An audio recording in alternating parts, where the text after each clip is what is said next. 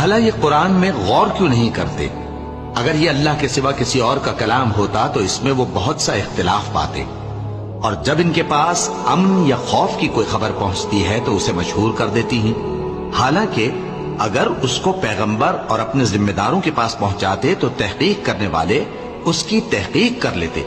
اور اگر تم پر اللہ کا فضل اور اس کی مہربانی نہ ہوتی تو چند آدمیوں کے سوا تم سب شیطان کے پیرو ہو جاتے۔ سو اے پیغمبر، اللہ کی راہ میں لڑو، تم اپنے سوا کسی کے ذمہ دار نہیں ہو، اور مومنوں کو بھی ترغیب دو،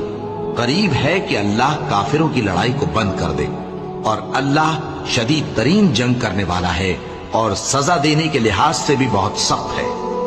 جو شخص نیک بات کی سفارش کرے تو اس کو اس کے ثواب میں سے حصہ ملے گا، اور جو بری بات کی سفارش کرے اس کو اس کے عذاب میں سے حصہ ملے گا، اور اللہ ہر چیز پر